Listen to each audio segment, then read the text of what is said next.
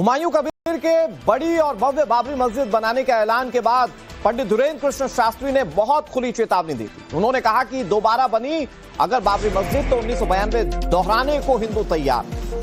बाबरी मस्जिद विदेशी आक्रांताओं की साजिश है। पश्चिम बंगाल में बाबरी बनी तो बाबा आएगा। बंगाल से लेकर कश्मीर तक मुंह तोड़ जवाब दिया जाएगा। ये सारे शब्द बागेश्वर धाम के पीठाधीश्वर पंडित धीरेन्द्र कृष्ण शास्त्री के हैं। पश्चिम बंगाल में बाबरी मस्जिद के निर्माण को लेकर बाबा बागेश्वर ने खुली चुनौती दी है। वो कह रहे हैं अगर बाबरी बनी तो हिंदू 1992 दोहराने के लिए तैयार होंगे। बाबा बागेश्वर ने बाबरी मस्जिद निर्माण को लेकर विदेशी आक्रांताओं की सोच को बढ़ावा देने की साजिश बताते हुए कहा कि बंगाल से लेकर कश्मीर तक हिंदुओं के खिलाफ बोलने वालों को मुंहतोड़ जवाब दिया जाएगा।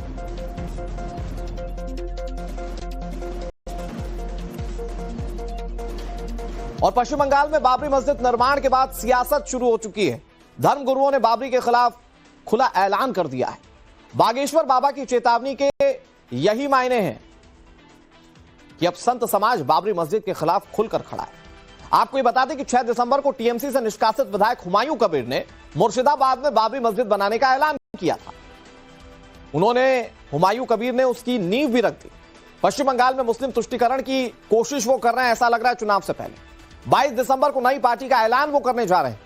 साथ ही मुर्शिदाबाद के बेलडांगा में बाबर के नाम से बाबरी मस्जिद भी बना रहे हैं। कल भी जुमे की नमाज में हजारों की तादाद में मुसलमानों की भीड़ इकट्ठा हुई थी।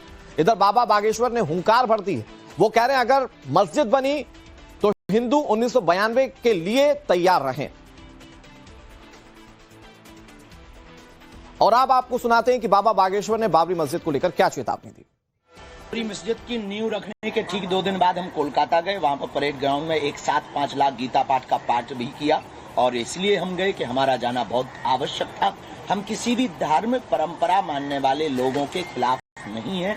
उन्हें अपनी पूजा पाठ करने का पूर्ण स्वतंत्र अधिकार है। 1947 में भारत की आजादी के बाद तो संविधान के तहत कोई भी अपनी देवी देवताओं का, किसी भी मजहब का व्यक्ति अपने देवी देवताओं का स्थान बना सकता, लेकिन विदेशी आक्रांता के नाम पर, बाबर के नाम पर यदि देश में कोई भी स्थान बनाया जाए तो ये इस देश का दुर्भाग्य है। और निश्चित रूप से हम ये बात कह सकते हैं कि फिर से हिंदू 1992 दोहराने के लिए तैयार रहेगा। सवाल ये है कि आज 1992 दोहराने के लिए हिंदू तैयार है। लेकिन मेरा सवाल ये है कि 2 लाख लोग जुटाए गए, क्या ये हिंदुओं के खिलाफ एक साजिश रची जाएगी वहाँ पर? कहीं ना कहीं निश्चित रूप से विदेशी आक्रांताओं के नाम पर ये धार्मिक उन्माद फैलाने की तैयारी है।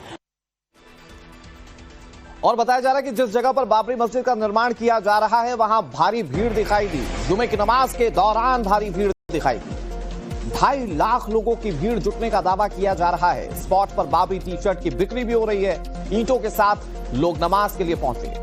दावा तो यह भी है कि त्रिपुरा और बिहार से भी लोग पहुंचे इस बाबरी मस्जिद को समर्थन देने के लिए। बाबरी मस्जिद का बनाना हुमायूं कबीर के सीधे तुष्टीकरण से इसे जोड़कर देखा जा रहा है। लेकिन आप देखिए कि कैसे बड़ी तादाद में वो लोग भी हैं जो इस मस्जिद के लिए ईंट लेकर पहुंच रहे हैं, जो इस मस्जिद के लिए पैसा भी दान दे रहे हैं, जैसा कि दावा हुमायूं कबीर कर रहे हैं। और बाकायदा इसके लिए टी शर्ट्स भी छपवा दी गई हैं, जो आप तस्वीरों में इस वक्त टीवी स्क्रीन पर देख पा रहे हैं।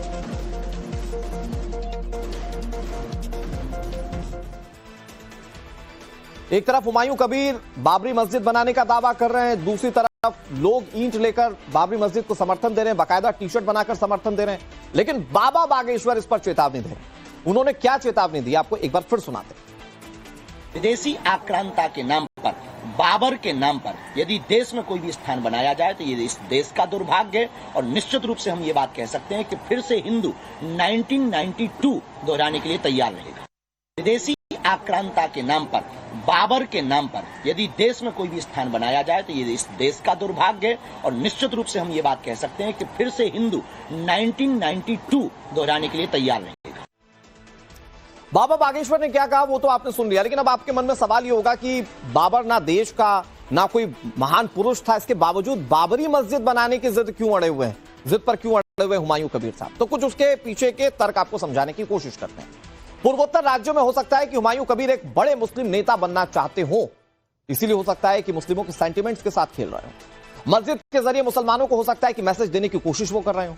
मुस्लिम वोटों का तुष्टीकरण कर सियासत चमकाना उनकी कोशिश हो सकती है, क्योंकि नई पार्टी वो जल्द घोषित करने वाले हैं। पश्चिम बंगाल में 160 से ज्यादा सीटों पर चुनाव लड़ने का उनका प्लान है। सीधी टक्कर ममता बनर्जी को दे रहे हैं और ममता बनर्जी का वोट बैंक मुस्लिम माने जाते हैं बंगाल में। ऐसा माना जा रहा है कि इसीलिए उनकी ओर से ये पूरा प्लान रचा गया है जिसमें वो बाबरी मस्जिद का निर्माण कर रहे हैं। बाबरी नाम से ही मस्जिद का नाम रखना भी एक बड़ी वजह हो सकती है, क्योंकि मुस्लिमों का सेंटिमेंट बुनाकर हो सकता है कि वो सियासी रसूख हासिल करना चाहते हो, कद बढ़ाना चाहते हो। मुस्लिम वोट के सहारे किंग मेकर बनना हो सकता है कि हुमायूं कबीर की सोच हो। मुस्लिम वोट बैंक के सहारे ममता दीदी को चुनौती वो देंगे, जैसा कि हमने आपको पहले बताया। तो ये सारी कोशिशें हैं जिसके चलते संभवतः हुमायूं कबीर इस बात पर अड़े हुए हैं कि बाबरी के नाम पर ही मस्जिद बनेगी। उन्होंने 6 दिसंबर को इसकी नींव भी रख दी और अब वो इससे बड़ी और भव्य मस्जिद बनाने की बात कह रहे हैं और 22 तारीख को उनकी पार्टी का नाम अनाउंस किया जाएगा। तो ये दोनों चीजें, ये सिर्फ इत्तेफाक नहीं है बल्कि सोची समझी प्लानिंग नजर आती है हुमायूं कबीर की। अब ये भी समझने की कोशिश करते हैं कि आखिर हुमायूं कबीर का बाबरी मस्जिद वाला प्लान है क्या। तो मुर्शिदाबाद के बेलडांगा में बाबरी मस्जिद बनाई जाएगी, 65 फुट ऊंचाई होगी नई बाबरी मस्जिद की। 6 दिसंबर को मुर्शिदाबाद में इसकी नींव रख दी गई। चौड़ाई में भी पुरानी बाबरी मस्जिद से ये बड़ी होगी, ऐसा आकलन किया जा रहा है और इसका दावा भी हो रहा है। 25,000 लोगों के नमाज पढ़ने की जगह यहां पर बनाई जा रही है। अब तक 5 करोड़ का चंदा मिल चुका है, ये दावा किया जा रहा है। 3 करोड़ का निर्माण मटेरियल चंदे में मिला है। तो ऐसे में आप ये समझ सकते हैं कि कैसे लोगों के सेंटिमेंट्स को इकट्ठा करके वहां पर एक बड़ा मुस्लिम नेता बनने की कोशिश हुमायूं कबीर कर रहे हैं। इन सबके बीच पश्चिम बंगाल में AIMIM की जद्दोजहद भी जारी है। AIMIM अधिकार यात्रा निकाल रही है। मुर्शिदाबाद के जलांगी में अधिकार यात्रा निकाली गई। प्रदेश अध्यक्ष इमरान सोलंकी की अगुवाई में यात्रा निकली। भारी तादाद में AIMIM के कार्यकर्ता दिखाई दिए। ये तस्वीरें आपके सामने। इनकी मांग है कि सरकारी नौकरी में 40% आरक्षण मुस्लिमों को दिया जाए और ये यात्रा आज भी मुर्शिदाबाद के इलाकों में चलेगी। मुस्लिम वोट बैंक पर सेंधमारी की रस्साकशी कैसे चल रही है। ममता बनर्जी का ये पारंपरिक वोट बैंक माना जाता है पश्चिम बंगाल का, उसमें सेंधमारी की कोशिश उन्हीं के करीबी रहे कभी हुमायूं कबीर कर रहे हैं। और फिर AIMIM जो बिहार में अपनी सियासी जमीन मुस्लिमों के नाम पर तलाश चुकी है, अब वो बंगाल में यही कोशिश कर रही है। और उसकी एक बड़ी तस्वीर आप देख रहे हैं जब अधिकार यात्रा निकाली गई AIMIM की ओर से। यात्रा कर रहे हैं, हम लोगों के पास जा रहे हैं, उनको बता रहे हैं कि हमारा जो हक और अधिकार जो राज्य सरकार केंद्र सरकार मिलकर जो लूट कर रखा हमारा, जैसे हम चाहते हैं मुसलमान 40% सरकारी नौकरी में, रिजर्वेशन में 40%, जो भी सरकार में है, उसी पुलिस की नौकरी, सरकारी नौकरी में 40% में पुलिस जरूर, हमें पुलिस में 40% है। तीसरी ओर हमारे जो आलिम उलमा है, जो हमारे मस्जिद के इमाम मौज़िन हैं, इमामों की तनख्वाह 15,000 और मौज़िन तनख्वाह 12,000। अल्हम्दुलिल्लाह हम यहाँ पर निकले हैं सूती में आज मुर्शिदाबाद में, लोगों का समर्थन हमारे साथ है। गई AIMIM की ओर से।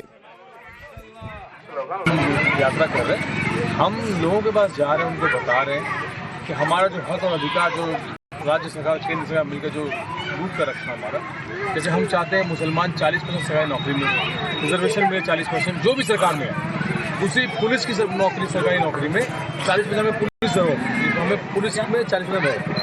तीसरी ओर हमारे जो आलिम उलमा है, जो हमारे मस्जिद के इमाम मौज़िन हैं, इमामों की तनख्वाह 15,000 और मौज़िन तनख्वाह 12,000।